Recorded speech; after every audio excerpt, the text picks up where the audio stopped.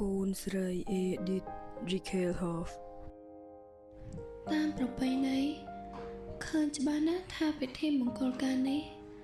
សឹងតែល្អឥតខ្ចោះស័ក្តិសមជាឋានៈរបស់ទូកទោះយ៉ាងណាមិញ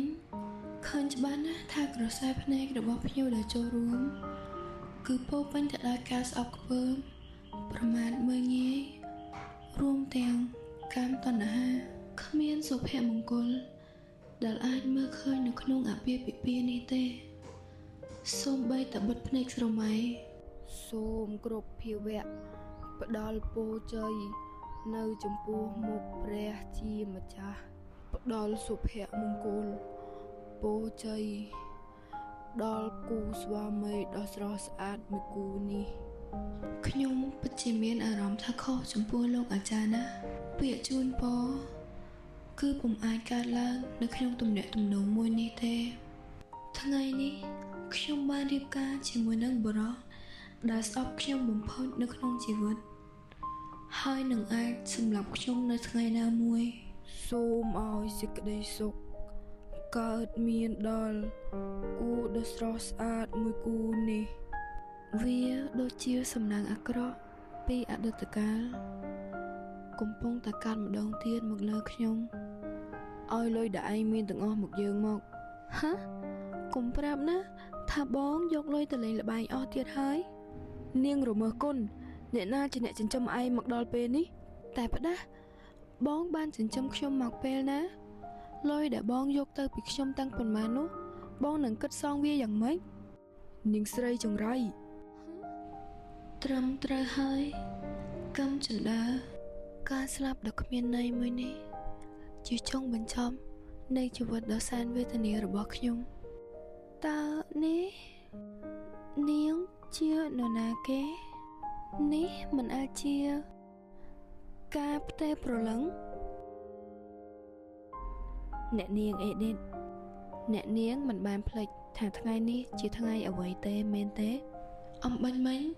នាងហៅខ្ញុំថាអេឌីតខ្ញុំបានអានប្រឡំលោកមួយកាលពីយុគមិញនាងមានភាពស្រស់ស្អាតបរិសុទ្ធប្រៀបប្រដូចនឹងដួងព្រលឹងនៃនិទាខរដូវជាកូនឥតខាន់ស្លារបស់បារ៉ុនអេលីសាស៊ីនក្លែរមូលហេតុនេះទើបធ្វើឲ្យគ្រួសាររបស់នាងតែងតែវាយដំនិងប្រើអំពើហិង្សាទៅលើនាងតាំងពីកុមារភាពតែក្រោយមកនាងក៏បានជួបជាមួយនឹងឌូកនិង Duchess នៃត្រកូល Ludwig និងបានយកនាងមកចិញ្ចឹមនាងក៏បានក្លាយជា Lady នៅក្នុងត្រកូលអភិជនទីនោះផងដែរជាចំណុចចាប់ផ្ដើមនៃការប្រកួតប្រជែងគ្នារវាងបងនិងប្អូនក្នុងការដណ្ដើមយកបេះដូងរបស់អេលីសាហើយប្រកាសណាស់អេឌីតគឺជាមនុស្សដែលល្ងង់និងលោភលន់ជាតួចិត្តអាក្រក់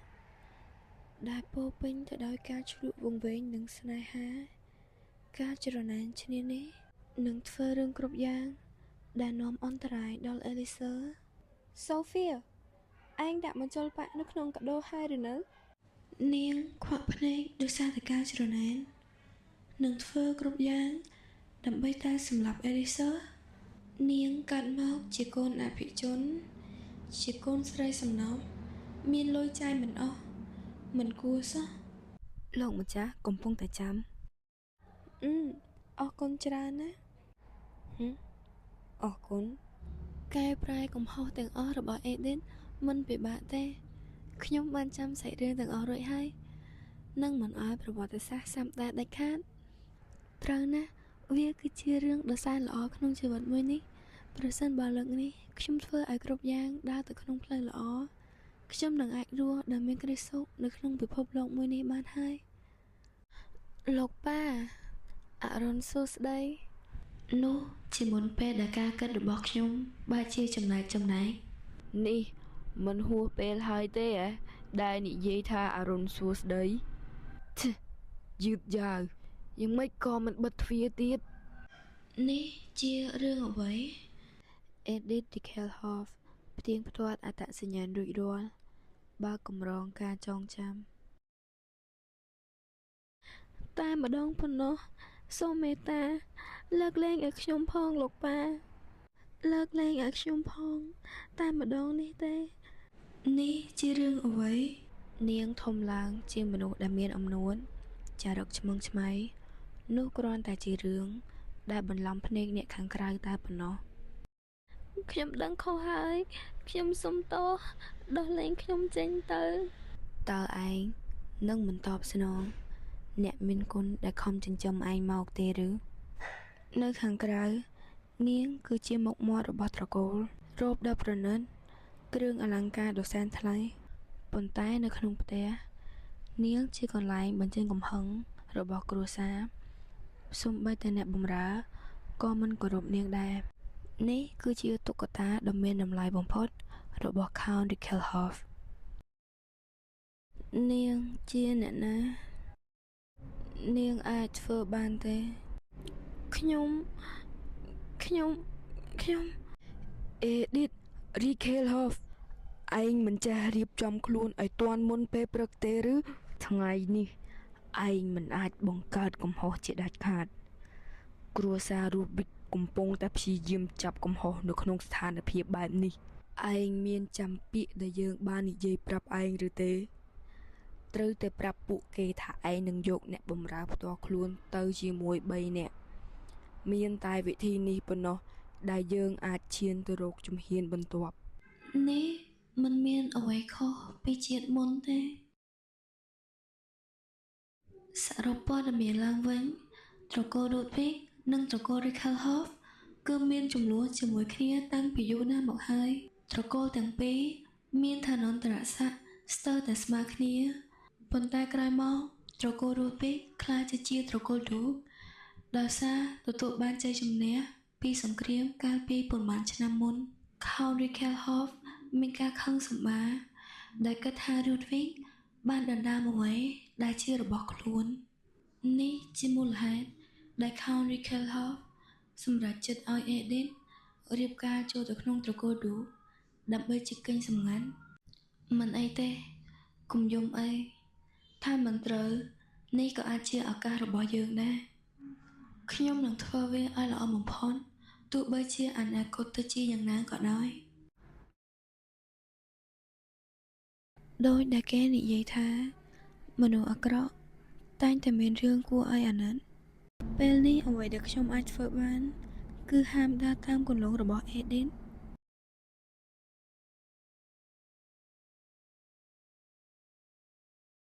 វ៉ាវទីនេះធំដូចជារាជវាំងអញ្ចឹងរបស់គ្រប់យ៉ាងសុទ្ធតែប្រណិតខ្ញុំឆ្ងល់ថាតើ Count Rickelhoff គេនឹងសង្ស័យរឿងនេះដែរឬទេមកប៉ុន្មានដងហើយក៏នៅតែជាវិមានធំដ៏គួរស្ញប់ស្ញែងដដែលមានអ្វីគួរស្ញប់ស្ញែងវិមានរបស់ពួកវាឆើតឆាយបានទៅខាងក្រៅប៉ុណ្ណោះខាងក្នុងគឺគ្មានអ្វីសូម្បីតែមួយបៀកសូមស្វាគមន៍ភ្ញៀវកិត្តិយសមកកាន់ Ludwig Deshi Duke និង Duchess កំពុងរងចាំភ្ញៀវកិត្តិយសនៅខាងក្នុងសូមអញ្ជើញតាមខ្ញុំមកខ្ញុំនឹងនាំផ្លូវឲ្យហាប្រកបណាស់ប្រញាប់មកណែមក Edith ដូរមុខលឿនណាឈប់ធ្វើ Count ទៅធ្វើអ្នកសម្ដែងទៅចាលោកប៉ាតែមិនអីទេពួកគេមិនបានរស់នៅទីនេះពេញមួយជួរឯណាយ៉ាងច្រើនមួយអាទិត្យតែប៉ុណ្ណោះអ្វីដែលសំខាន់គឺរស់នៅក្នុងត្រកូល Ludwig និងរកវិធីដើម្បីមានជីវិតបន្តទៅទៀត Count Rickelhoff និងអ្នកស្នងតំណែងបានមកដល់ Lady Edith Rickelhoff បានមកដល់វ៉ាវតួអង្គដែលខ្ញុំធ្លាប់តែស្រមៃតាមការពណ៌នាពួកគេពិតជាអស្ចារ្យខ្លាំងណាស់សូមស្វាគមន៍និងអរគុណសម្រាប់ការអញ្ជើញមកអ្នកទាំងអស់គ្នាឃ្លានហើយឬនៅអាហារនឹងលើកមកក្នុងពេលឆាប់នេះគាត់គឺ Axel Ludwig និងប្រពន្ធរបស់គាត់ Jocelyn Ludwig នោះវិញជាតួឯកប្រុស Cliff គេមានមុខមាត់ដ៏សែនសង្ហានិងរូបរាងគួរឲ្យចាប់អារម្មណ៍ដូចដំណើររំពឹងទុកអញ្ចឹងនេះប្រកាសជា Elisa នាងពិតជាគួរឲ្យស្រឡាញ់ខ្លាំងណាស់ដូចជាទេវតានៃរដូវផ្ការីកអញ្ចឹងចំណែកឯអ្នកដែលអង្គុយជិតនាងនោះប្រកាសជា បរោះដែលខ្ញុំត្រូវរៀបការជាមួយខ្ញុំហាក់ដូចជាដឹងពីមូលហេតុហើយហេតុអ្វីទើបគេស្របាច់កអេឌីតច្រមុះស្រួចថ្គាមច្បាស់ស្មើបើកចង្កេះតូចថែមទាំងមានសាច់ដុំទៀតផងតើព្រះអាចបង្កើតមនុស្សដែលសែន perfect បែបនេះបានយ៉ាងដូចម្តេច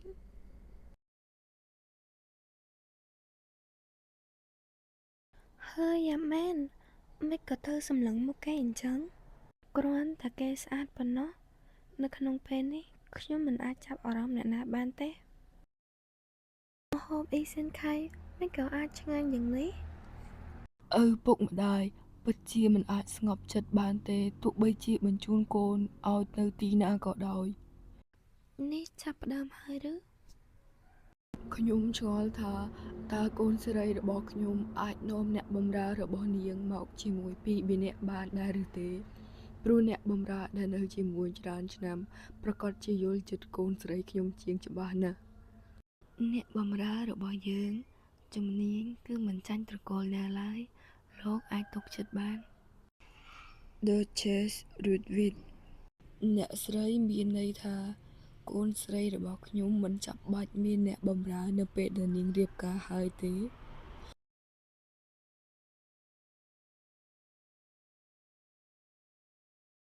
នេះជាសំណើដែលពិបាកនឹងបដិសេធព្រោះរឿងទាំងអស់សុទ្ធតែសមហេតុសមផលតែកុំបារម្ភអី Duchess លោកប៉ាខ្ញុំពិតជាមិនអីពិតមែនសូមអភ័យទោសចំពោះសំណើរបស់លោកប៉ារបស់ខ្ញុំគាត់គ្រាន់តែបារម្ភពីខ្ញុំខ្លាំងពេកនេះឯងឈួតឬឯងមិនបានជួយអ្វីយើងទាំងអស់ហើយថែមទាំងមករារាំងផ្លូវយើងទៀតត្រូវហើយវានឹងចាប់ផ្ដើមពីពេលនេះទៅលោកប៉ាមិនបានសង្កេតមើលទឹកមុខរបស់ឡោះរូតវីទេឬទឹកមុខគ្រប់គ្នាសិតតែមើលដឹងពីបំណងដែលលោកប៉ាចង់បញ្ជូនអ្នកបម្រើទៅ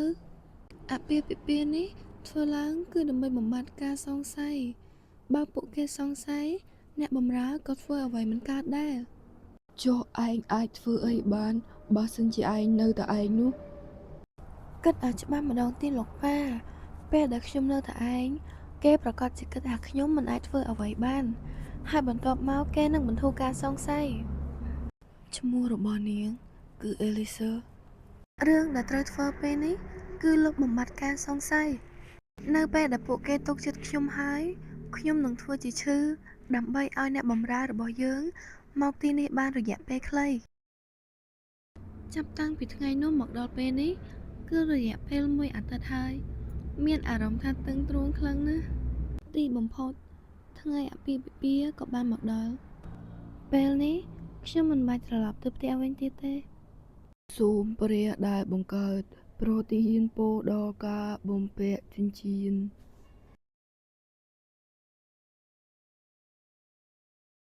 ពួកគេគួរឲ្យស្រឡាញ់ណាស់យល់ហើយ Killian ខ្ញុំដឹងពីបេះដូងរបស់លោកហើយបែបនេះសូមបញ្ចប់វាឲ្យលឿនបំផុតទៅគ្រាន់តែប៉ះមួយផ្លេតសោះអីក៏រើសអើងម្លេះចំជាកូនក្មេងមែន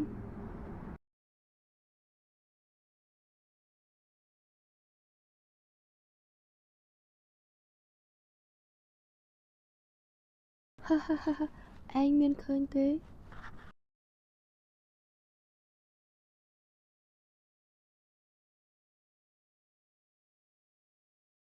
ធ្វើបែបនេះហើយ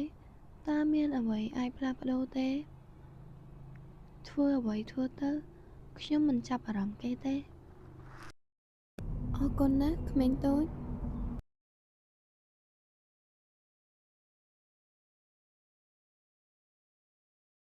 ការរស់នៅដែលមានសេចក្តីសុខជីវិតដែលធ្វើអ្វីតាមចិត្តសម្រាប់ដែលមិនខ្លាចការវាយដំប្រើអំពើហិង្សានេះគឺគ្រប់គ្រាន់ហើយសម្រាប់ខ្ញុំដូរសម្លៀកបំពាក់ហើយមានអារម្មណ៍ដូចរស់ឡើងវិញអញ្ចឹងរ៉ូបនោះគឺពិតជាតឹងខ្លាំងណាស់ស្បែកជើងកែងក៏ពិបាកដើរដែរខ្ញុំដឹងពីរសនិយមរបស់អេឌីតហើយចូលមក Lady Edith ហ៎ Lady Elisa មករកខ្ញុំមានការអ្វីឬគឺមានរឿងដែលខ្ញុំចង់និយាយប្រាប់អ្នកនាងកាត់ម្ដងទៀតនេះជាបន្ទាប់ពីមានអាពាហ៍ពិពាហ៍ហើយ Elisa បានមកសុំទោស Edith នៅទង្វើដ៏ឆ្លើយរបស់ Killian ប៉ុន្តែត្រូវបាន Edith បដិសេធ Edith ខឹងជាខ្លាំងប៉ុន្តែមិនអាចបញ្ចេញកំហឹងទៅលើ Killian បាននាងក៏ប្តូរមកបញ្ចេញកំហឹងទៅលើ Elisa ជំនួសម្ដេចក៏នាងហ៊ានស្លៀករ៉ូបពណ៌សនៅថ្ងៃរៀបការរបស់អ្នកដទៃខ្ញុំទៅជាប្រពន្ធរបស់ Killian មិនមែននាងនោះទេតាមពិតទៅវាក៏សមហេតុសមផលដែរដែល Edith មានចិត្តប្រច័ណ្ឌតែខ្ញុំមិនមែនជា Edith ឯណាខ្ញុំគ្មានរឿងអ្វីត្រូវខឹងទេខ្ញុំចង់សុំទោសចំពោះទង្វើរបស់ Killian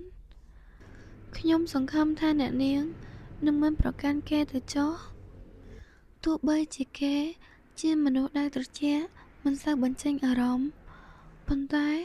គាត់ជាមនុស្សដែលមានចិត្តងាយប្រតិកម្មជាងអ្នកណាគេទាំងអស់តើខ្ញុំនឹងអាចស្អប់មនុស្សដែលគួរឲ្យស្រឡាញ់ដូចនាងបានយ៉ាងម៉េចសក់របស់នាងមានពណ៌តុងដែងភ្លឺចែងចាំងដូចជាអាចបញ្ចេញពន្លឺបានដោយខ្លួនឯងអញ្ចឹងកែវភ្នែកភ្លឺថ្លាប្រៀបប្រដូចនឹងស្រះទឹកដែលពោរពេញទៅដោយគ្រីស្តាល់បរិសុទ្ធមិនត្រឹមតែសម្រស់ដ៏ស្រស់ស្អាតប៉ុណ្ណោះទេបេះដូងនិងចិត្តគំនិតរបស់នាងក៏ពោរពេញទៅដោយភាពអាណិតអាសូរដើម្បីរស់នៅក្នុងពិភពលោកដ៏គួរឲ្យខ្លាចមួយនេះនាងគឺជាជម្រើសដ៏ល្អបំផុតដើម្បីក្លាយទៅជាមិត្តមិនជារឿងដែលគួរឲ្យបារម្ភទេ Lady Lise ខ្ញុំពិតជាយល់ច្បាស់ណាស់អាពាហ៍ពិពាហ៍ពួកយើងគឺបានបញ្ចប់រួចហើយ Lady មិនមានអ្វីត្រូវបារម្ភទៀតទេខ្ញុំនឹងមិនដាក់អន់ចិត្តចំពោះទង្វើដែលស្វាមីរបស់ខ្ញុំធ្វើឡើយ Lady Edith បើខ្ញុំធ្វើវាត្រឹមត្រូវខ្ញុំនឹងអាចមានជីវិតរស់ដោយមានក្តីសុខនៅទីនេះបានហើយអ្នកនាងពិតជាចាស់ទុំនិងចិត្តល្អពិតមែន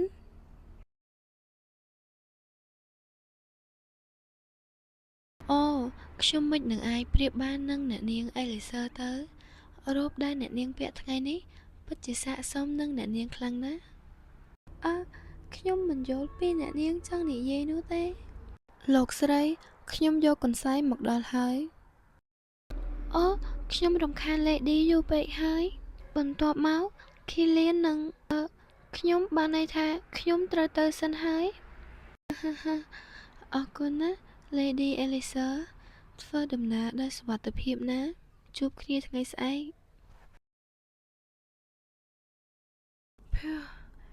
តើបេសកកម្មថ្ងៃនេះ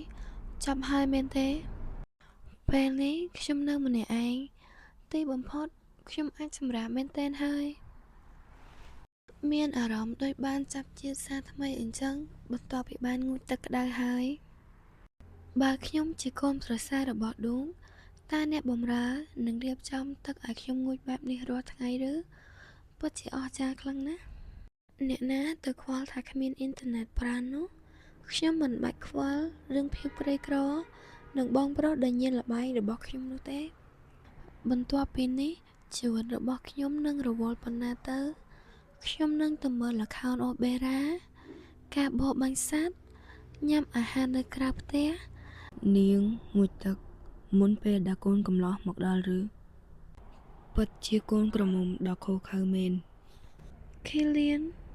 ប៉ុន្តែនៅក្នុងសាច់រឿងគេមិនបានមកបន្ទប់កូនក្រមុំឯណាម្ដេចក៏នាងភ្ញាក់ផ្អើលតើមានអ្នកណាអាចចូលបន្ទប់កូនក្រមុំ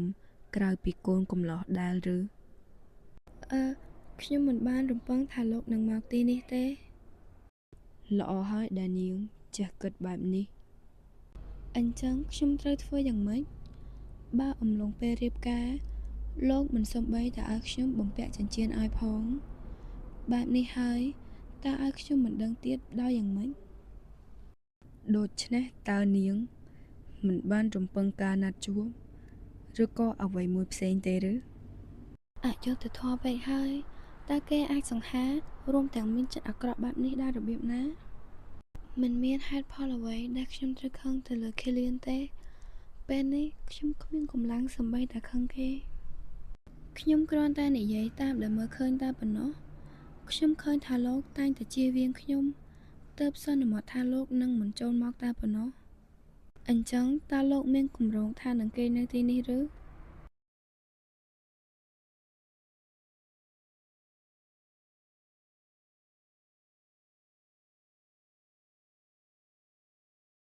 ហេបើអញ្ចឹងគេមកទីនេះតាំងពីដំបូងធ្វើអ្វី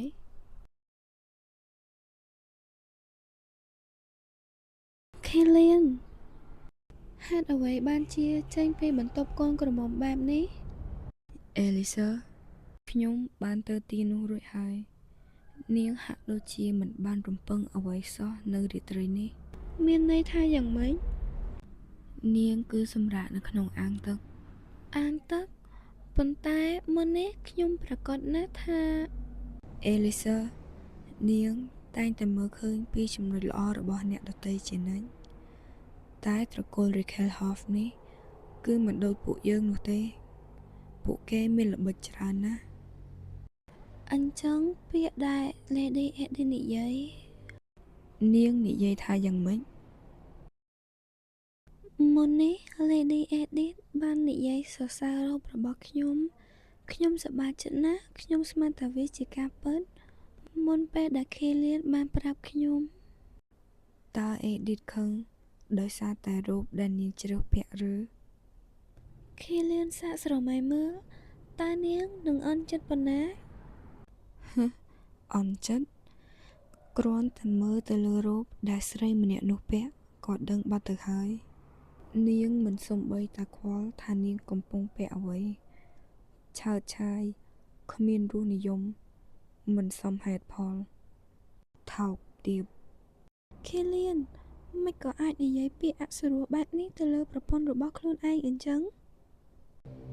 នេះវាខុសខើណាស់ Elisa ពាក្យដែលនាងនិយាយមកកាន់ខ្ញុំនាងដឹងទេថាថ្ងៃនេះ Elisa ហើយ Killian នៅទីនេះដែរឬនេះគឺយប់ហើយហេតុអ្វីអ្នកទាំងពីរនៅឈរនៅត្រង់នេះអូ Cliff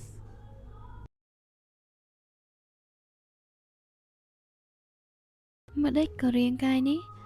ងើបមកពេលព្រឹកហើយស្រស់ស្រាយម្ល៉េះនេះជារាងកាយក្មេង22ឆ្នាំថែមទាំងមានសុខភាពល្អទៀតផងគិតវិជ្ជមានទៅយ៉ាងហោចណាស់ក៏ខ្ញុំមានរាងកាយដែលមានសុខភាពល្អប្រសិនបើខ្ញុំធ្វើជាកូនប្រសារល្អខ្ញុំប្រហែលជាអាចរស់នៅយ៉ាងមានសុភមង្គលនិយាយទៅ Killian ជាតួរងក៏ពិតមែន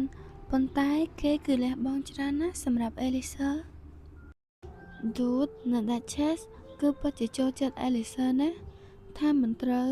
ប្រសិនបើខ្ញុំធ្វើចរិតឲ្យល្អ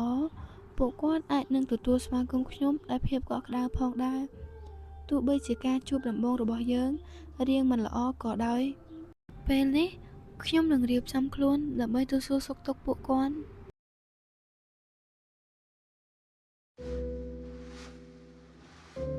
ជំហានដំបូង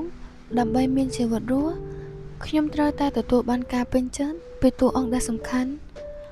មែនទែនទៅ Dude និង Duchess គឺសំខាន់ជាង Killian ទៅទៀតពេលដែលពួកគាត់ពេញចិត្តខ្ញុំហើយខ្ញុំនឹងអាចរស់នៅក្នុងផ្ទះនេះយ៉ាងមានសេចក្តីសុខ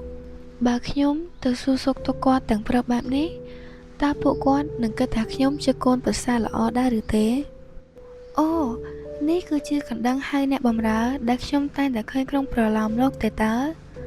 បើខ្ញុំទទួលបានជំនួយពីអ្នកបម្រើផ្លូវដែលខ្លាចជាកូនប្រសារល្អក៏មិនពិបាកណាស់ណាដែរ Lady ហៅខ្ញុំឬ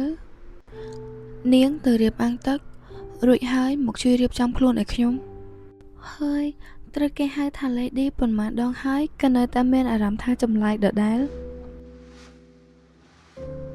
ម្ដងទៀតតើនាងឈ្មោះអ្វីខ្ញុំឈ្មោះថា Anna តើឈុតដែលខ្ញុំមានទាំងអស់សុទ្ធតែបែបនេះឬខ្ញុំមិនហ៊ានស្រមៃទេបើខ្ញុំពាក់ឈុតបែបនេះទៅជួបឪពុកម្ដាយក្មេក Anna យកវាទៅបន្ទប់សម្លៀកបំពាក់ហើយកែប្រែឲ្យវាមើលទៅសមរម្យជាងនេះចាស់ Lady អូនាងចេញទៅមិនមានសំបីតាសម្លេងរំខានអ្នកបម្រើនៅក្នុងត្រកូល Rickelhoff នេះពិតជាមិនធម្មតាមែនខ្ញុំនឹងមើលឈុតផ្សេងទៀតមែនហើយម្សិលមិញជាថ្ងៃរៀបការរបស់ខ្ញុំគួរតែរៀបចំផ្កាកុលាបនៅលើពូកដើម្បីឲ្យស្រស់ស្អាតឬទេបំភ្លេចចោលទៅគិតម្នាក់ឯងរញ៉េរញ៉ៃណាបើ Killian ឃើញគេប្រកាសជាសម្លក់សម្លឹងខ្ញុំមិនខាន Killian គឺដូចនៅក្នុងប្រឡោមលោកអញ្ចឹងគេជាតួរងរបស់ Elisa នឹងលះបង់គ្រប់យ៉ាងដើម្បីនាងគេប្រកាសជានៅព្រមចារាហើយបង្ខំតួឯកប្រុសឲ្យមកធ្វើរឿងបែបនេះខុសខើចំពោះគេពេកទៀតដឹងប៉ុន្តែ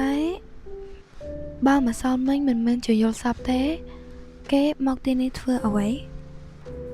មិនបាច់គិតច្រើនទេគ្រាន់តែឃើញមុខដ៏សង្ហារបស់គេក៏មានក្តីសុខហើយ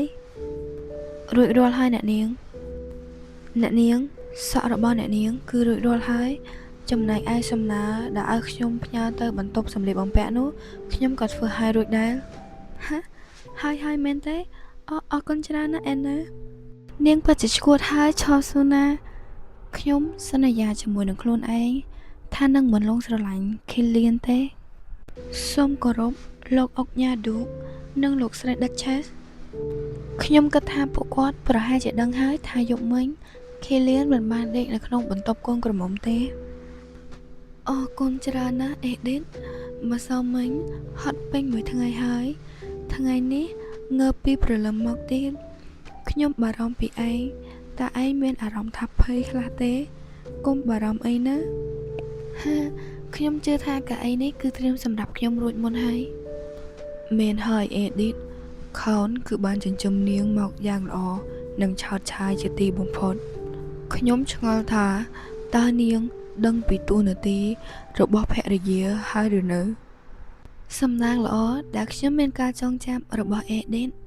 ចាប្រកាសណាគឺគ្រប់គ្រងហិរញ្ញវត្ថុនិងឯកសារផ្សេងៗនៅក្នុងផ្ទះប៉ុន្តែនៅក្នុងត្រកូលឌូកអាចនឹងមានរបៀបរបបខុសគ្នាសូមមេត្តាបង្រៀនខ្ញុំបន្ថែមផងខ្ញុំនឹងព្យាយាមឲ្យអស់ពីសមត្ថភាពខ្ញុំយល់ហើយគាត់នៅតែមើលឃើញថាខ្ញុំជាកូនរបស់សត្រូវហើយនឹងជារនុកក្នុងដើម្បីមកលួចឯកសារសម្ងាត់ខ្ញុំនឹងធ្វើឲ្យអស់ពីសមត្ថភាពប្រសិនបើខ្ញុំធ្វើអ្វីទៅខុសសូមអនុញ្ញាតឲ្យខ្ញុំធ្វើការងារផ្សេងផងជារឿងដែលល្អខ្លាំងណាស់ដែលខោនបានបង្រៀននាងពីពេលនេះទៅនាងមកធ្វើការឯកសារជាមួយខ្ញុំមកបើមានចម្ងល់អ្វីសួរមកកុំខ្លាចអីអរគុណច្រើនណាស់បែបនេះតើលោកស្រីអាចរៀបចំនរណាម្នាក់មកបង្ហាញវាចំពោះខ្ញុំជំនួសលោកប្រុសតូចបានទេនាងសំដៅលើ Killian ឬកូនកំឡោះដែលមកនៅបន្ទប់ជាមួយនឹងកូនស្រីមនុស្សប្រភេទនេះហៅថាមនុស្សបែបម៉េចទៅណអូប្រកាសណាស់ខ្ញុំនឹងរៀបចំសម្រាប់នាងបែបនេះ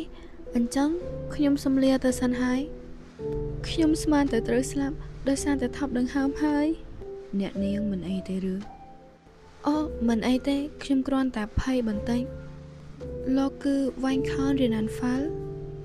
រីករាយដែលបានជួបបន្ទាប់ទៅខ្ញុំសូមពងពាក់លើលោកហើយ Weinkampf Renanfall គឺជាចំណិតរបស់ឌូកប៉ុន្តែក្រោយមកត្រូវបានផ្ទេរឲ្យទៅជួយការងាររបស់ Duchess គាត់ទទួលមើលឯកសារនិងហិរញ្ញវត្ថុទាំងអស់នៅក្នុងផ្ទះ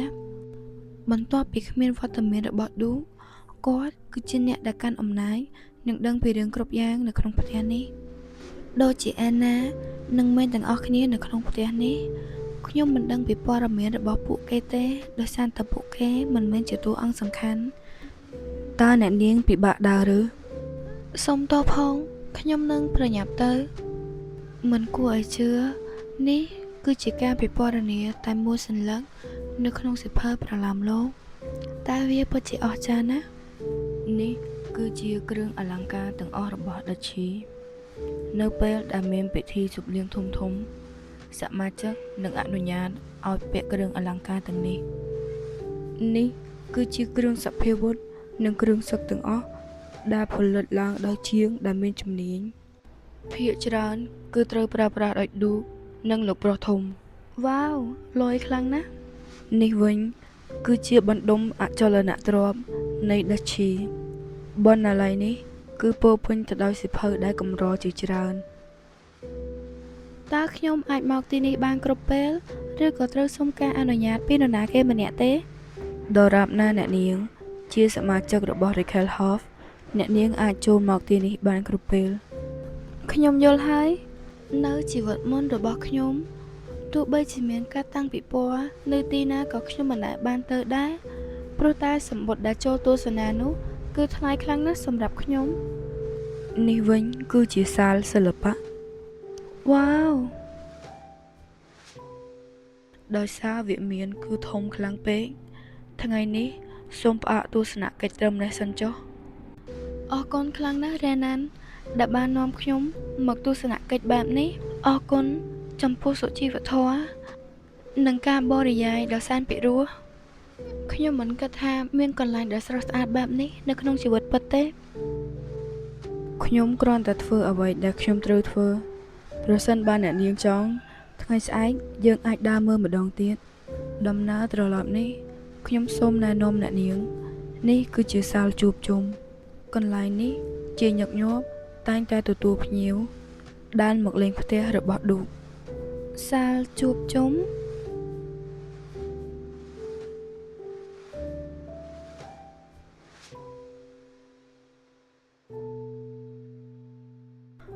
លោកប្រុស Cliff និងលោកប្រុស Killian មិនក៏អាចនៅទីនេះគួរមានអារម្មណ៍យ៉ាងម៉េចពេលដែលស្វាមីទើបតែរៀបការមកអង្គុយផឹកជាមួយនឹងស្រីដទៃបែបនេះខ្ញុំងៀមជាមនុស្សម្នាក់ដែលមានគម្រោងថានឹងរស់នៅឲ្យមានសេចក្តីសុខនិងមានលុយចាយច្រើននោះវាមិនមែនជារឿងរបស់ខ្ញុំទេដោយដែលលោកនិយាយណានៅទីនេះពិតជាស្រស់ស្អាតមែននៅពេលរដូវផ្ការីកគ្រប់យ៉ាងនឹងកាន់តែស្រស់ស្អាតជាងនេះខ្ញុំយល់ក៏ប៉ុន្តែប្រញាប់មករ៉េណានតើលោកមិនបាននិយាយថាលោកនឹងមានការងារផ្សេងទេបាទប្រកាសណាស់លេឌីតើនាងមានអាកប្បកិរិយាបែបម៉េចតាមបញ្ជារបស់លោកម្ចាស់ខ្ញុំបាននាំនាងដើរជុំវិញវិមានរួចហើយនាងអាចនឹងស្គាល់រចនាសម្ព័ន្ធរបស់វិមានកាន់តែច្បាស់ហើយនាងមើលទៅដូចជាចូលចិត្តសាលសិល្បៈជាងគេមិនមានអ្វីចម្លែកគួរឲ្យកត់សម្គាល់ទេឬបាទមិនមាននោះទេផ្ទុយទៅវិញនាងបង្ហាញតែអាកប្បកិរិយាដ៏ថ្លៃថ្នូរផ្ទុយពីពាក្យចចាមអារាមទាំងនោះតែមានរឿងមួយពេលដែលត្រឡប់មកវិញខ្ញុំបានដើរកាត់សួនខ្ញុំបានឃើញលោកប្រុសទាំងពីរកំពុងតែអង្គុយផឹកតែជាមួយនឹងអ្នកនាងអេលីសើថាយ៉ាងម៉េចយើងច្បាស់ណាស់ថាបានពន្យល់ប្រាប់គេឲ្យធ្វើអាកប្បកិរិយាឲ្យសមរម្យការបានមួយថ្ងៃតែទៅអង្គុយផឹកតែជាមួយនឹងស្រីផ្សេងឲ្យនាងគិតយ៉ាងម៉េចយើងត្រូវតែរៀងគុំឲ្យ Count Raquel Hoff ចុះសម្រុងជាមួយនឹង Duke Landstone មុនដាច់ឆ្នាំនេះគ្រាន់តែជាក្រដាស់ 2-3 សន្លឹកប៉ុណ្ណោះពេលអនាគតសូមមេត្តាកុំដាក់បន្ទុកលើខ្ញុំទៀតអីរឿងនេះគឺបាននិយាយរួចហើយតែអ្នកនាងអេឌីតគឺមិនមានប្រតិកម្មអ្វីទេពិតមែនឬខ្ញុំមិនប្រកាសថាខាងក្នុងចិត្តនាងកំពុងតែគិតអ្វីជំនួសពីការខឹងសម្បានាងគ្រាន់តែធ្វើដូចជាមើលមិនឃើញ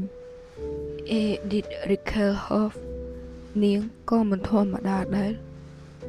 អ្នកនាងសូមអញ្ជើញពិសារួចហើយខ្ញុំនឹងមករៀបចំវ៉ាវគួរឲ្យរំភើបណាស់ដែលឃើញម្ហូបច្រើនបែបនេះនៅជាតិមុនខ្ញុំស្ទើរតែមិនបានញ៉ាំអ្វីសោះដោយសារតែសន្សំលុយអេណានាងរវល់តាំងពីព្រឹកមកហើយនាងបានញ៉ាំអីហើយឬនៅត្រឡប់ទៅញ៉ាំបាយសិនទៅពេលដែលខ្ញុំត្រូវការខ្ញុំនឹងហៅនាងអូសូមអរគុណអ្នកនាងតើខ្ញុំធ្វើបែបនេះទៅគួរឲ្យសង្ស័យមែនទេសង្ស័យក៏សង្ស័យទៅទោះយ៉ាងណាក៏មិនពិបាកដកដង្ហើម ដូចនៅជាមួយដូចនឹងដាច់ Chase ទេជំហានបន្ទាប់គឺត្រូវដោះស្រាយជាមួយនឹង Elisa គឺត្រូវបានកំណត់ឲ្យជាតួឯកស្រីតែនាងត្រូវបានបងប្អូនបង្កើតធ្វើបាបតាំងពីក្មេងដោយសារតែនាងជាកូនឥតខាន់ស្លាប៉ុន្តែក្រោយមកនាងក៏បានជួបប្រទះជាមួយនឹងដូចនឹងដាច់ Chase នៃត្រកូល Ludwig ពួកគាត់មានការខឹងសម្បារជាខ្លាំងដោយសារតែការប្រើអំពើហិង្សាទៅលើក្មេងដែលមិនទាន់ដឹងអីឌូកក៏បានចំណាយលុយដើម្បីរំដោះ Elisa ចេញពីត្រកូល Sinclair ក្រោយមក Elisa ជាមួយនឹងកូនប្រុសច្បងនៃត្រកូលឌូកក៏បានរៀបការជាមួយគ្នាត្រកូល Sinclair ខកខានឱកាសនឹងក្លាយជាត្រឡងរបស់ត្រកូលឌូកលើពិភពលោកនេះតើមានអ្នកណាដែលមានជោគវាសនាដ៏ល្អដូចជាតួឯងទៀតទៅជីវិតនាងគឺមានតែរឿងល្អផ្ទុយពីខ្ញុំទោះបីជាពេលធ្វើការក៏ត្រូវគេស៊ីខ្សែលើដែរចេញពីធ្វើការក៏ជួបប្រទះថាសង្សារខ្លួនឯងកំពុងតែក្បត់ចិនជាមួយនឹងស្រីផ្សេងមកដល់ផ្ទះខ្ញុំគិតថាបានសម្រាកហើយប៉ុន្តែខ្ញុំស្លាប់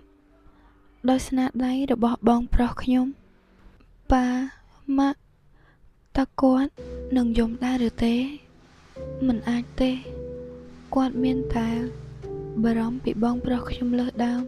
បន្ទាប់ពីខ្ញុំស្លាប់អត់ឈប់គិតទៅពេលនេះគិតតែផ្លូវដើម្បីរស់សម្រាប់ខ្លួនឯងទៅបានហើយនៅខាងក្រៅបង្អួចនោះគឺ Elisa ជំនួសពីការមកអង្គុយពិបាកចិត្តនៅទីនេះខ្ញុំគួរតែទៅរាក់ទាក់ដាក់នាងទេនោះគឺ Killian នាងកំពុងអានអ្វីនឹង Elisa គឺប្រវត្តិសាស្ត្ររបស់រាជវង្សខ្ញុំមិនដឹងទើបខ្ញុំអានសៀវភៅដោយខ្លួនឯងខ្ញុំខ្លាចត្រូវគេសើចចំអកដោយសារតែខ្ញុំមិនដឹងមិនអីទេប្រសិនបើនោះជាអ្វីដែលនាងសប្បាយចិត្តអាចសួរខ្ញុំបានបើសិនជានាងមិនយល់នោះជាប្រយោគទូទៅរបស់តួរង Killian នឹងផ្ដល់អ្វីគ្រប់យ៉ាងដើម្បីឲ្យ Elisa សប្បាយចិត្តគ្រប់យ៉ាងដើម្បីឲ្យក្រសែភ្នែកនាងមានតែគេម្នាក់បើប្រៀបធៀបស្នេហារបស់ Cliff និង Killian ប្រកាសណាស់ខ្ញុំចូលចិត្ត Killian ជាង Cliff តើនេះទុកឲ្យ Edith នៅតែឯងទៀតហើយឬកុំខ្វល់ពីនាងអីនាងគ្រាន់តែជាចំណិតខ្មាំងប៉ុណ្ណោះថ្ងៃណាមួយ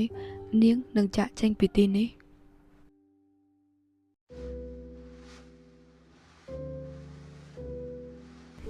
ម្ដេចក៏បែបនេះហេតុអ្វីបានជ្រើសរើសនាងក្នុងចំណោមមនុស្សជាច្រើនមានរឿងអ្វីកើតឡើងឬឡៃឡាសួរបែបនេះដោយសារតែមិនដឹងមែនឬឡៃឡា Sinclair កូនស្រីពៅនៃត្រកូល Sinclair Edith de Kelhoff បានរៀបការជាមួយនឹង Killian Ludwig អូរឿងនឹងទេមានមនុស្សស្រីច្រើនណាស់តែហេតុអ្វីបានជាជ្រើសយកនាងប្រហែលជាចំណងចិត្តរបស់ឌូចូលចិត្តប្រមូលមនុស្សស្រីដែលគ្មានបានការទេដឹងបងកំពុងលេងសើចជាមួយខ្ញុំឬកែវដែលចិត្តប្រេះហើយមិនបាច់ធ្វើអ្វីវាគង់តែបែកទេបងប្រុសបងមានអ្វីដែលកំពុងលាក់បាំងខ្ញុំឬឥឡូវនេះប្រាប់ខ្ញុំមកកុំបញ្ឆិតបញ្ឈៀងប្អូនស្រីពិតជាឆេវឆាវមែនឯងប្រើខួរគិតបន្តិចទៅហេតុផលអ្វីទើបមនុស្សពីរនាក់អាចរៀបការជាមួយគ្នាដូចដែលបានដឹងសិទ្ធិដែលចែកចាយនិងគ្រប់គ្រងអណ្ដូងរ៉ែនៅភាគខាងត្បូងគឺត្រូវគ្រប់គ្រងដោយត្រកូល Kelhoff រ៉ែដែកទាំងនោះជាវត្ថុធាតុដើមសម្រាប់ផលិតអាវុធវាមិនមែនជារឿងលេងសើចទេតើឯងដឹងទេហេតុអ្វីបានវាសំខាន់សុកក៏និយាយពីរឿងសភាវុធ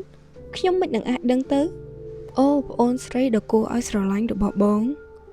ឯងមិនដឹងទេឬថាពេលនេះនយោបាយកំពុងបែងចែកយ៉ាងម៉េចក្រុមកម្លាំងរបស់ Duke Lanston គឺកំពុងតែចង់ដណ្ដើមតំណែងពីអធិរាជវ័យក្មេងនិងកងកម្លាំងមួយទៀតដែលគ្រប់គ្រងទៅលើអធិរាជប្រមុខតំណាងក្រុមដែលគ្រប់គ្រងអធិរាជគឺ Duke Ludwig ដូច្នេះគាត់ត្រូវតែចងសម្ព័ន្ធតឹងរឹងជាមួយនឹង Count Rickelhoff ដើម្បីកុំឲ្យទៅចុះសម្ព័ន្ធជាមួយនឹង Dude Landstone នេះគួរតែជាដំណឹងល្អឬបងលេងសើចនឹងខ្ញុំពេកហើយនេះជាមូលហេតុដែលពួកគេសុំតែរៀបការ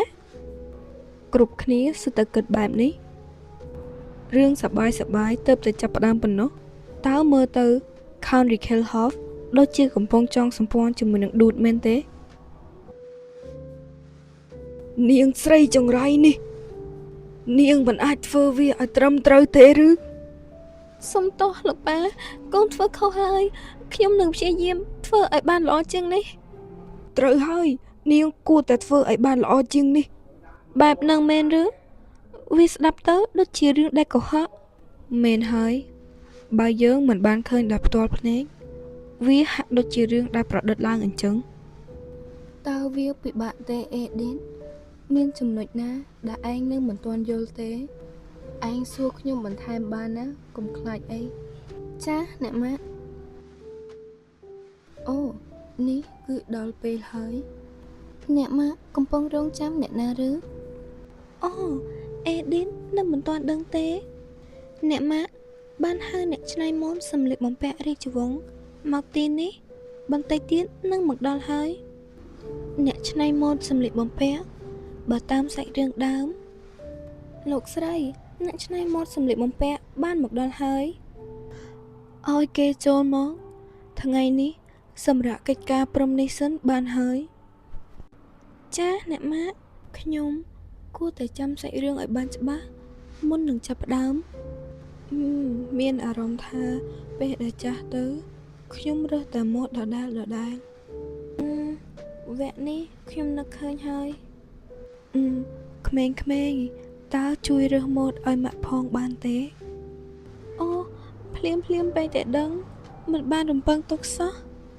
ទោះបីជាខ្ញុំរើសខ្ញុំដឹងច្បាស់ណាស់គាត់នឹងមិនចូលចិត្តជំរើសរបស់ខ្ញុំទេផ្ទុយទៅវិញប្រសិនបើជាជំរើសរបស់ Elisa គ្រប់គ្នាប្រកាសជាកើតសរសើរអ្នកម៉ាក់បែបនេះពិតជាល្អមែនឬធ្វើចិត្តឲ្យត្រជាក់មិនបាច់មានសម្ពាធទេព្រោះលទ្ធផលគឺបានកំណត់រួចហើយ Elisa គឺរស់នៅជាមួយ Duchess រយៈពេល5ឆ្នាំហើយប្រៀបធៀបនឹងខ្ញុំ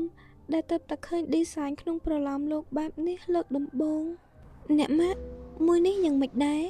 រពណ៌ខៀវនៅទំព័រទី11អូមួយនេះឬ Elisa អ្នកនាងពិតជារើសបានល្អមែននេះគឺជា design ចុងក្រោយបង្អស់របស់យើងសូត្រគឺពេញនិយមសម្រាប់អ្នកនៅក្នុងរាជវាំងណា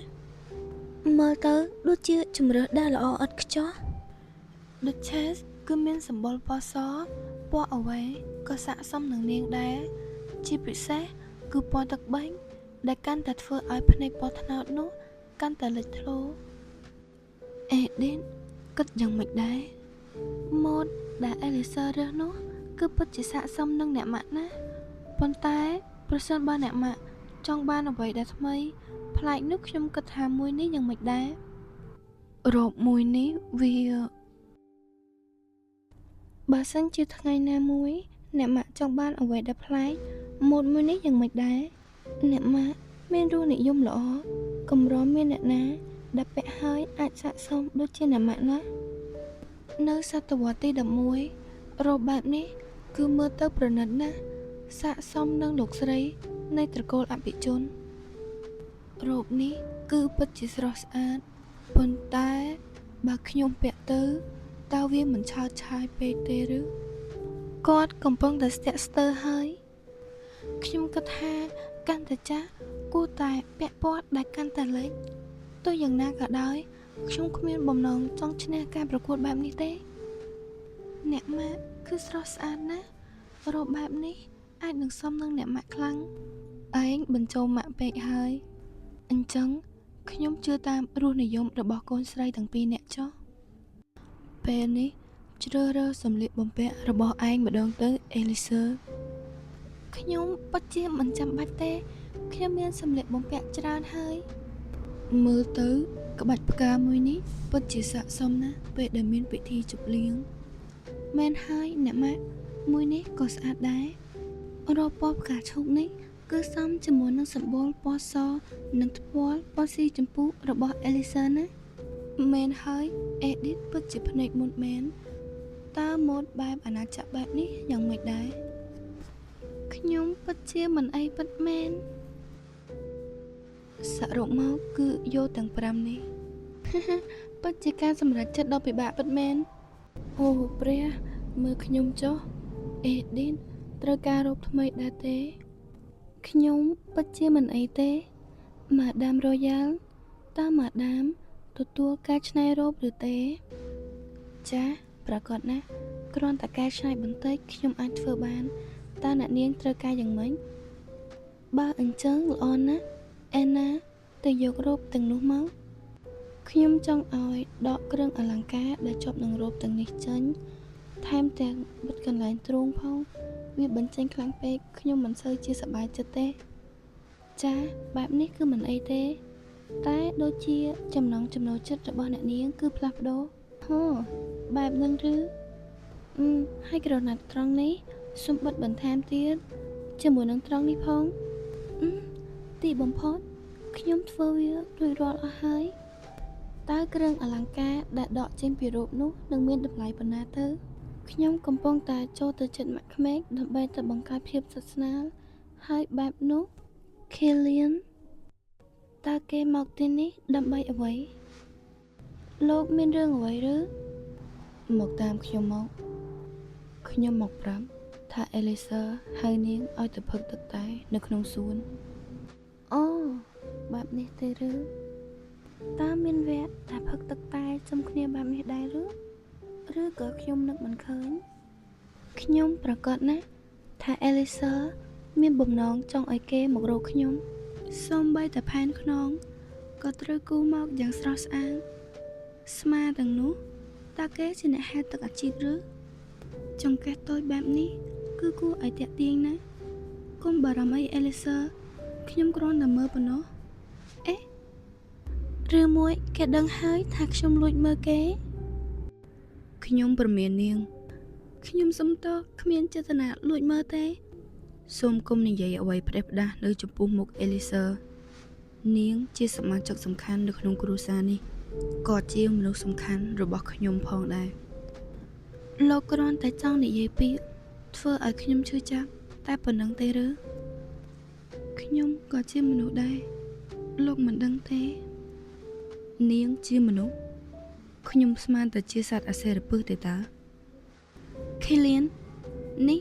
ជាពាក្យសមរម្យរបស់លោកឬអញ្ចឹងខ្ញុំអាចនិយាយពាក្យបែបនេះទៅកាន់អេរីសឺបានដែរមែនទេវាដូចជាលោកគ្រាន់តែនិយាយដើម្បីឲ្យខ្ញុំខ្លាចទៅជាមនុស្សអាក្រក់អធ្យាស្រ័យផងខ្ញុំមិនមែនមនុស្សដែលគេចងខ្សែដោយងាយទេថាយ៉ាងម៉េចប្រកាសណាពេលនេះខ្ញុំកំពុងតែខឹងលោកតែវាមិនអាចយកមកលេងឡំគ្នាបានទេស្វាគមន៍ Lady Edith ចាសូមអរគុណ Lady Elsa ដែលបានអញ្ជើញខ្ញុំមកដូចជាអ្នកនាងកំពុងតែសម្របខ្លួនបានល្អនៅក្នុងផ្ទះនេះហើយ Lady Edith តែសូមកុំដាក់សម្ពាធខ្លួនឯងពេកអីអ្នកទាំងពីរទើបតែរៀបការហើយថ្មីថ្មោងបែបនេះមិនរៀបចំពេលដើម្បីទៅ honeymoon ទេឬខ្ញុំយល់ហើយនេះជាល្បិចរបស់ Cliff រុញ Killian មកឲ្យខ្ញុំដើម្បីមានពេលនៅជាមួយ Elisa តែពីរនាក់ខ្ញុំមិនប្រកាសដែរព្រោះមើលទៅ Killian ប្រហែលជារវល់នេះជាពេលដ៏ល្អសម្រាប់ចុះទៅមើលដែនដីព្រោះបន្តិចទៀតនេះរដូវរងានឹងចូលមកដល់ហើយ Elisa គិតយ៉ាងម៉េចដែរចង់ទៅដើរលេងទេលើកមុនខ្ញុំឮនាងនិយាយថាចង់ទៅដើរលេងខ្ញុំហេតុអ្វីចាំបាច់ធ្វើឲ្យ Elisa ពិបាកម្ល៉េះ Elisa មិនបាច់យកចិត្តទុកដាក់នឹងពាក្យដែល Cliff និយាយទេបើយើងទុក Elisa នៅទីនេះតើនាងនឹងមិនជួបបញ្ហាបន្ថែមដោយសារតែឯងទេឬនឹងហើយត្រឹមត្រូវហើយបើមើលពីខាងក្រៅមកពួកគេទាំង3នាក់ដូចជាបងប្អូនដែលស្រឡាញ់គ្នាអញ្ចឹងតែបើដក Cliff ចេញច្បាស់ណាស់ថាជាគូស្នេហ៍ដ៏ផ្អែមល្ហែម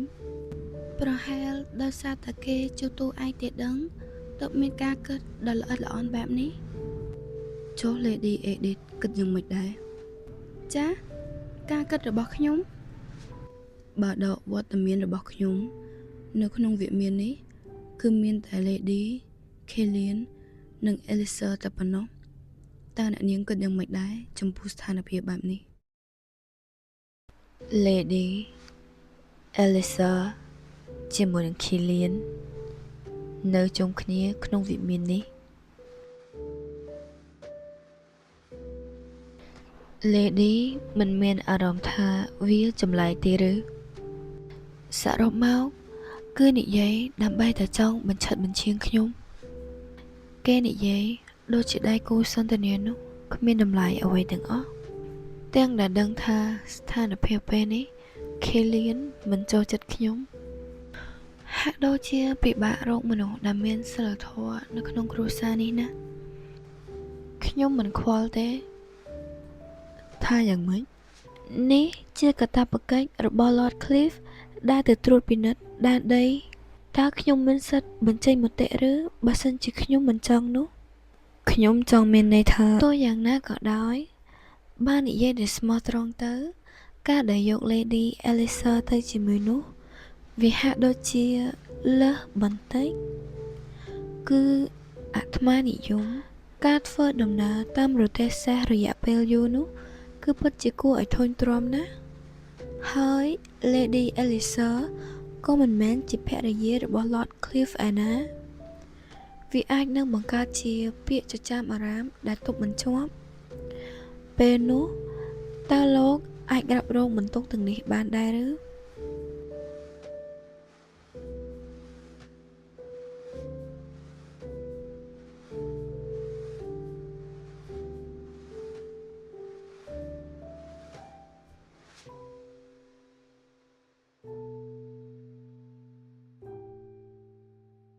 Cliff តើដល់ពេលដែលចិត្តទៅហើយឬអំបែងមិញខ្ញុំមើលច្រឡំទេដឹងបំភ្លេចចោលទៅពេលនេះនាងមិនមែនជាអ្នកដែលកំពុងមានចំនួនជាមួយខ្ញុំឯណាខ្ញុំគ្រាន់តែកំពុងគិតប៉ុណ្ណោះ Lady Elisa ពិតជាគិតបានវែងឆ្ងាយមែន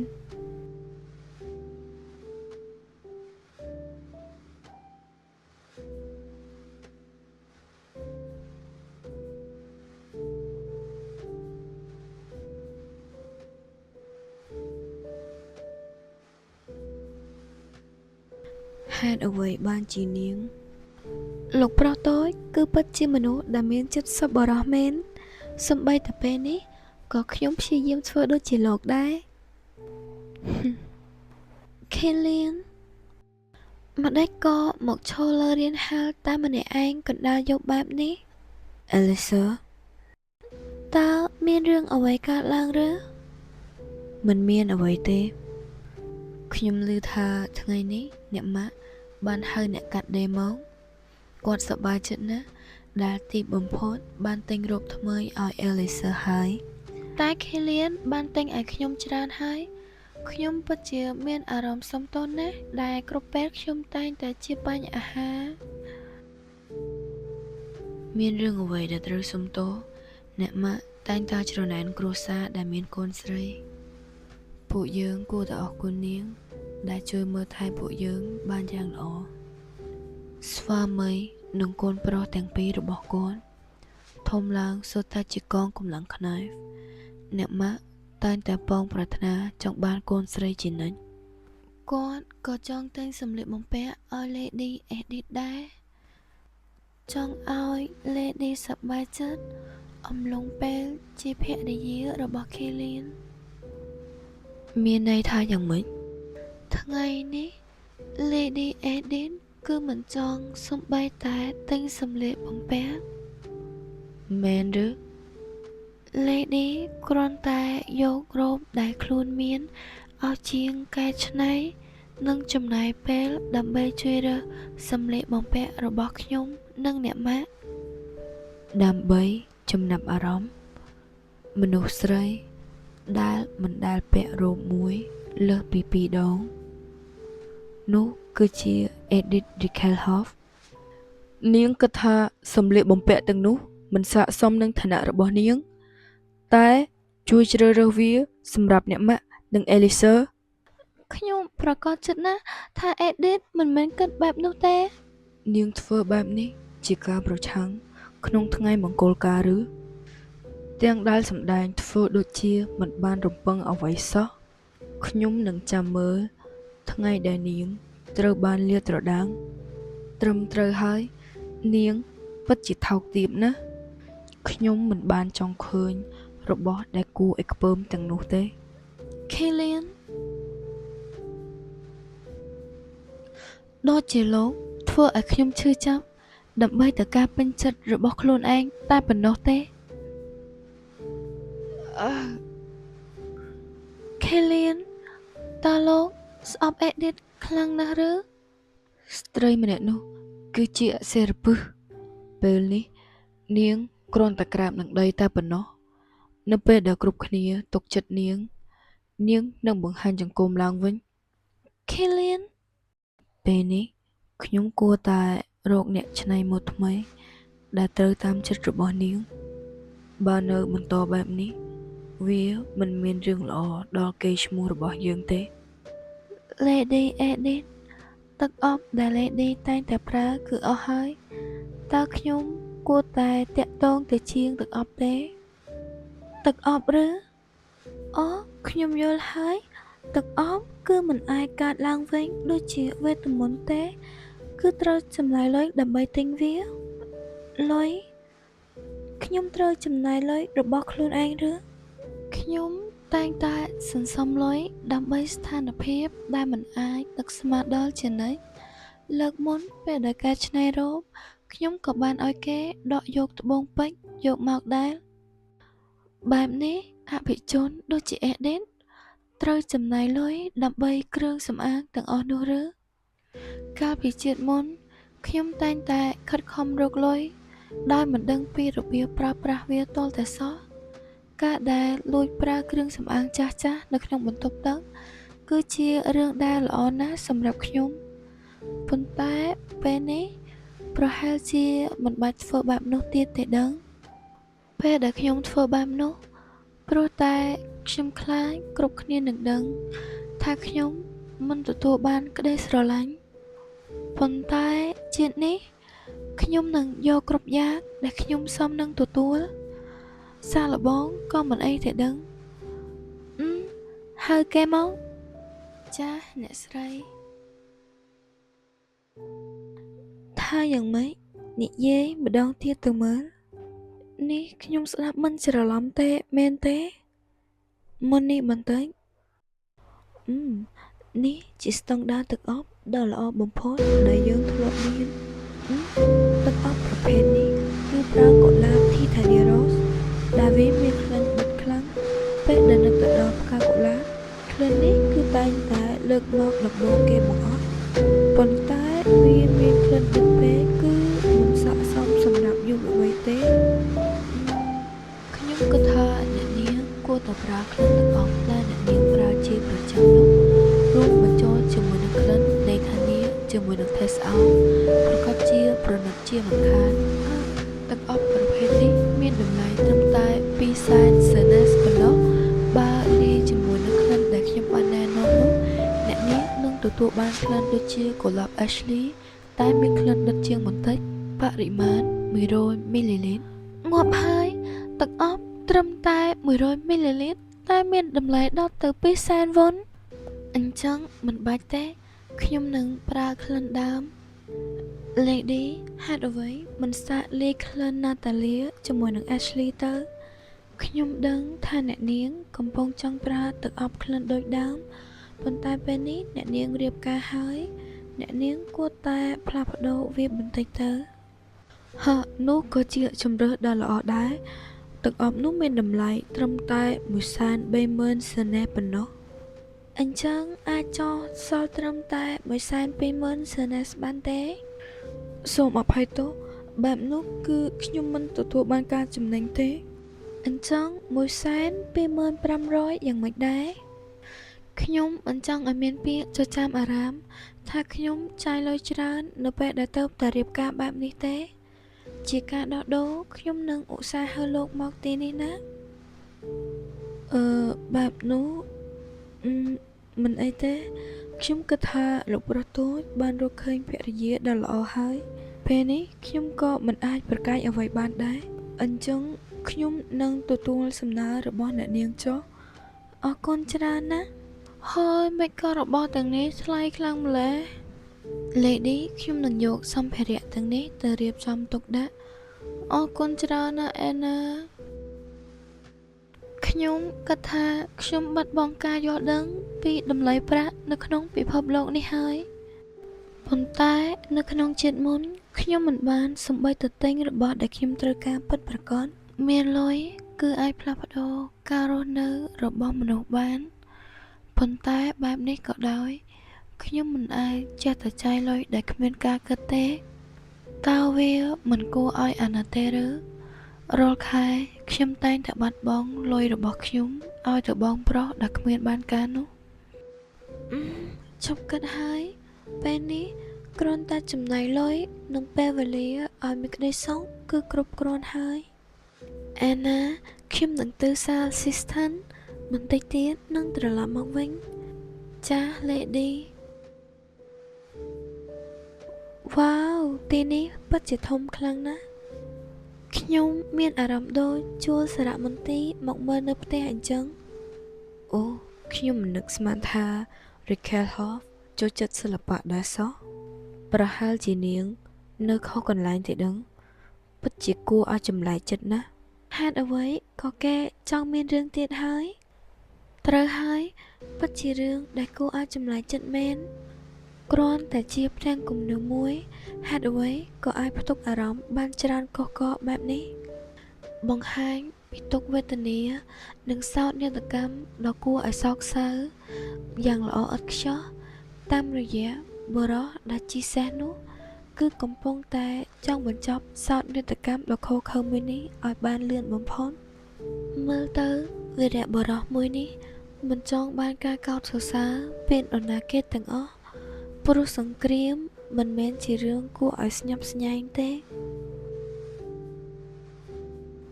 គំនូរនេះគឺគូឡើងដើម្បីរំលឹកដល់ជ័យជំនះរបស់ជីតារបស់ខ្ញុំក្នុងការបង្ក្រាបកងកម្លាំងរបស់យ៉ាណុកអញ្ចឹងមានន័យថាអ្នកដែលនៅក្នុងគំនូរនេះគឺខ្ញុំប្រកាសថានាងមិនបានដឹងពីសិល្បៈមួយនេះប្រកាសណាត្រូវហើយខ្ញុំមិនដឹងទេខ្ញុំក៏មិនដែលដឹងថានាងចូលចិត្តសិល្បៈដែរហេតុអ្វីបាននាងមកទីនេះលោកមិនដែលឮទេឬនៅពេលដែលមនុស្សម្នាក់កាន់តែធំចំណង់ចំណូលចិត្តក៏កាន់តែផ្លាស់ប្ដូរអញ្ចឹងតើនាងមានសិល្បករណាដែលពេញចិត្តទេអធិស្ឋានផងខ្ញុំតើបតែចាប់ផ្ដើមចូលចិត្តសិល្បៈខ្ញុំមិនដឹងនោះទេគ្មានសំបីតែមួយឬនេះជារឿងគួរឲ្យអាម៉ាស់ណាស់ដោយដែលលោកបានដឹងថាគ្រួសារ Rachel Hoff គឺមិនចូលចិត្តសិល្បៈទេឈប់សិនអ្នកដែលនៅក្នុងរូបគំនូរនេះគឺវិចិត្រករម្នាក់ដែលស្គាល់គ្នាជាមួយលោកប៉ាចង់ឲ្យខ្ញុំធ្វើជាម៉ូដរបស់គាត់ខ្ញុំគ្មានជំរើសទេខ្ញុំមិនបានសួរគាត់ផងតើនាងកំពុងមើលអ្វីមិនមានអ្វីទេខ្ញុំសួរថានាងមើលអ្វីក៏មើលម្លេះគឺមិនមានអ្វីនោះទេគ្រាន់តែចំណុចពិសេសមួយដូចជារាងតូចបន្តិច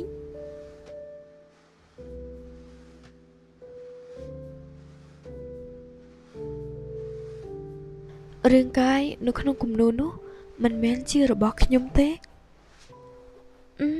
ប្រកាសណាកូនរបស់អភិជនមិននឹងអាចអាក្រាតកាយនៅចំពោះមុខវិចិត្រករបានទៅនាងត្រូវហើយខ្ញុំមិនបានជំទាស់ឯណានាងពិតជាមិនអាចសន្ទនារឿងសិល្បៈ ទូទៅជាមួយនឹងមនុស្សដូចជានាងបានទេ គេពិតជាខ្ជូតណាស់ខ្ញុំមិននឹងអាចរស់ដោយមិនបានញាស់គេបានទៅតើពេលនេះវាគួរតែធំជាងនេះឬពិតជាមានអាកាសធាតុដ៏ល្អមែនបើបានរស់ក្នុងជីវិតបែបនេះជារៀងរាល់ថ្ងៃខ្ញុំមិនប្រាថ្នាអ្វីទៀតទេរយៈពេល2ខែហើយដែលខ្ញុំបានចូលមកក្នុងរាងកាយរបស់អេឌីនការងារប្រចាំថ្ងៃរបស់ខ្ញុំគឺទូទៅបំផុតពន្លឺព្រះអាទិត្យដ៏ភ្លឺស្វាងខ្យល់អាកាសដ៏បរិសុទ្ធគ្រាន់តែដកដង្ហើមក៏មានអារម្មណ៍ថាឆ្ងាញ់ដែលខ្ញុំចង់ឲ្យរាល់ថ្ងៃខ្ញុំគឺបែបនេះរហូតខ្ញុំតែងតែមើលសិល្បៈរាល់ពេលដែលខ្ញុំអាចចំណាយពេលលើគ្រឿងសម្អាងប្រណិតគ្រប់ពេលដែលខ្ញុំចង់បរិភោគអាហារឆ្ងាញ់គ្រប់ពេលដែលខ្ញុំត្រូវការទោះបីជាមនុស្សនៅទីនេះមើលមកនៅតែមានការសង្ស័យចំពោះខ្ញុំតែយ៉ាងហោចណាស់ខ្ញុំក៏នៅមានអេណាដែលនៅជួយខ្ញុំជានិច្ចរួមទាំងអូលីអនខានជួបគ្នាយូរហើយបាទខ្ញុំគឺមិនអីទេមើលទៅលោកប្រហែលជាកំពុងរវល់ខ្លាំងហើយទៅសិនចុះជួបគ្នាពេលក្រោយណាបែបនេះក៏មិនអាក្រក់ទេ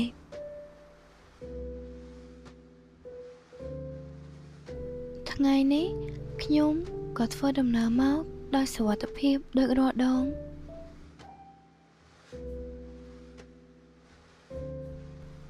អូមើលសាច់ដុំរបស់គេចុះមើលប៉ុន្មានដងហើយក៏មិនសាំភ្នែកដែរសាច់ដុំសជាកង់នោះ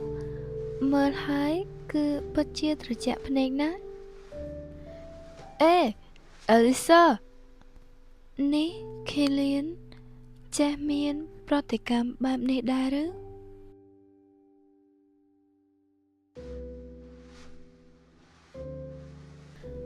រយៈពេល28ឆ្នាំដែលខ្ញុំរស់នៅជាឆោស៊ូណាខ្ញុំមិនដែលគិតថាខ្ញុំនឹងប្រើជីវិតរបស់ខ្លួនឯងមែនទេតែយ៉ាងណាក៏ដោយខ្ញុំមិនដែលល្ងងនឹងនរណាម្នាក់បែបនេះឡើយឈប់ខ្វល់ទៅគ្រាន់តែធ្វើកិច្ចការរបស់ខ្ញុំបន្តខ្ញុំបានរៀបឯកសារដែលអ្នកម៉ាក់បានឲ្យជាតារាងបែបនេះចាជាតារាងអូនេះកុំប្រាប់ថាមិនមានទម្រង់ជាតារាងនៅពិភពលោកនេះទេតាមដែលខ្ញុំបានដឹងតារាងបែបនេះគឺមានជាយូរលង់ណាស់មកហើយតែប្រហែលជាអ្នកនិពន្ធមិនបានកំណត់ថាឲ្យមានតារាងនៅក្នុងសាច់រឿងប្រកាសណា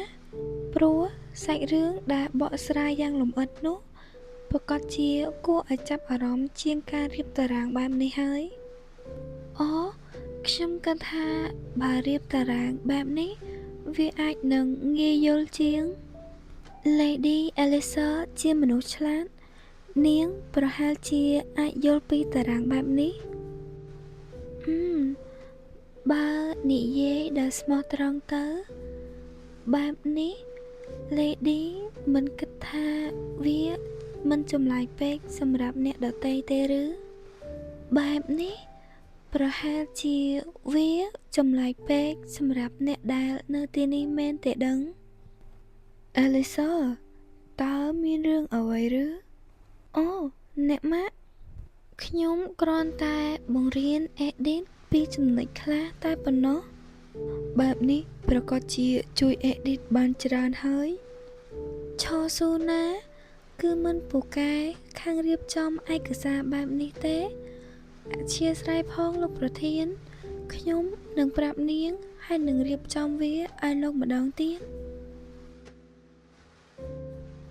អ្នកម៉ាក់តើអ្នកម៉ាក់ទំនេរទេខ្ញុំចង់ឲ្យអ្នកម៉ាក់ជួយមើលពីការរៀបតារាងដែលខ្ញុំបានរៀបចំនេះ តារាងខ្ញុំគឺបានបែងចែកវាតាមប្រភេទទំនិញនេះជាគុណភាពនិងតារាងតម្លៃដើម្បីមានភាពងាយស្រួលដល់អ្នកត្រួតពិនិត្យនៅពេលក្រោយអូនេះខ្ញុំដូចជាមនុស្សឆ្កួតអញ្ចឹងដូចជាទូចិត្តអាក្រក់កំពុងតែចង់ដណ្ដើមតំណែងអូអេឌីនបែបនេះគឺប្រសើរខ្លាំងណាស់រៀបចំទំនិញទៅតាមប្រភេទនីមួយៗគ្រាន់តែមើលមួយផ្លេតក៏យល់ដែរអ្នកម៉ាក់ពិតជាកាត់បែបនោះមែនឬមែនហើយវាជាការគិតដ៏អស្ចារ្យមួយតើឯងរៀបចំឯកសារទាំងអស់បែបនេះមែនទេតើអាចបង្រៀនខ្ញុំនិងអ្នកដទៃផងបានឬអត់ពួកយើងក៏ចង់រៀបចំឯកសារបែបនេះដែរចា៎អ្នកម៉ាក់ប្រកាសជាបាននឹងរៀបចំឲ្យវាទៅតាមប្រភេទនីមួយៗ